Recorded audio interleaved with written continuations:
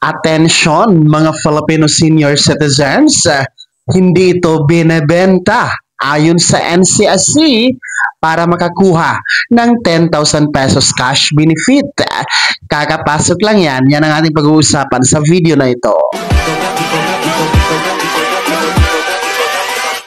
Hold up.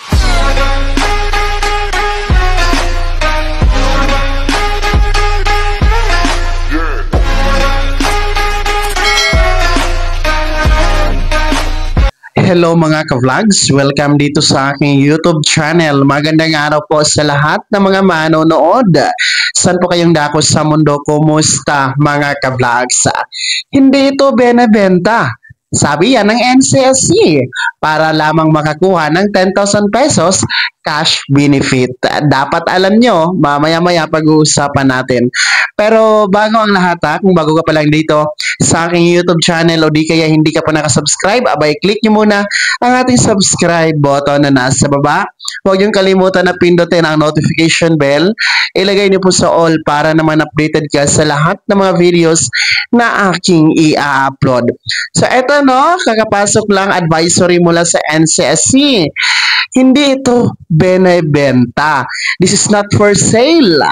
Ayon mismo sa NCSC. Ito matapos nakarating po sa pansin ng NCSC na di umano meron pong mga nagbebenta ng application form po para sa pag-apply ng 10,000 pesos cash benefit ng Expanded Centenarian Act or yung Republic Act 11982.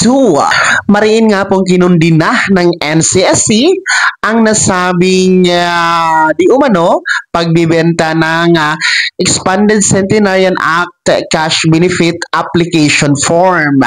Ang NCSC po ay pinapaabot sa lahat ng mga senior citizen na ang Expanded Centenarian Act cash benefit application form ay hindi po yan binibenta.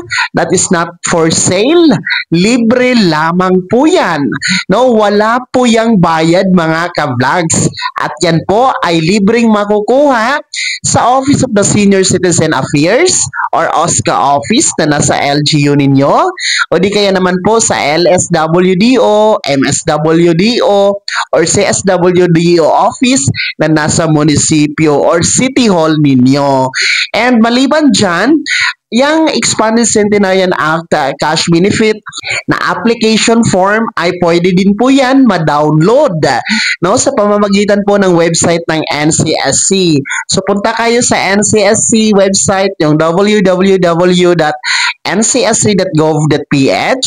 Tapos hanapin nyo doon yung forms, then i-download nyo po yung application form ng Expanded Centenarian Act cash benefit application form and ipaprint nyo po. So libre lang talaga yan, wala yung bayad mga ka-vlogs.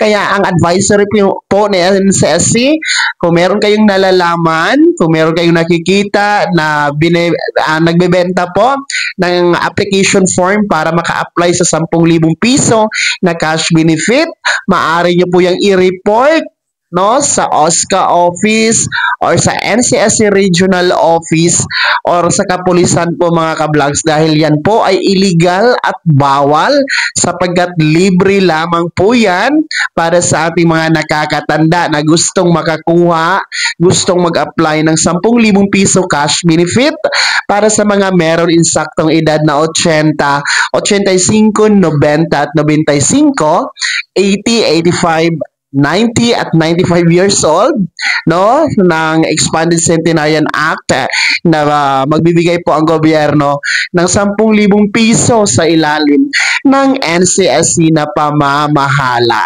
So ulitin po natin mahalagang anunsyo advisory mula sa NCSC, ang inyo pong application form para sa 10,000 pesos cash benefit ng Expanded Centenarian Act ay hindi po yan binibenta. binibenta. Hindi yan pinagbibili. That is not for sale. Libre lamang na makukuha sa OSCA office, CSWD office, MSWD office, LSWDO office, o di kaya naman po libreng ma-download sa website ng NCSC. Kaya naman, mga Filipino senior citizens, sino sa inyo dito yung may alam, no, na merong binebentang application form para kayo maka-apply sa 10,000 piso cash benefit? No, meron ba sa inyo dito naka-experience niyan? Paki-komento naman sa comment section na nasa bababa kung saang lugar yan at ang inyong pangalan, mga lolo at lola. Bago ako magtapos sa video na to, kung gusto nyo po sumuporta sa aking YouTube channel, maaari nyo pong i-click ang ating super thanks button na nasa baba. Sa mga gusto maging miyembro, pwede po. I-click nyo po ating join button. Maraming perks dyan mga ka-vlogs. Be my member now. Sana'y naging gabay ang video na to kahit paano na pag-uusapan natin ang mga mahahalagang bagay-bagay na may kinalaman sa ayuda programa at benepisyo ng ating mga senior citizen.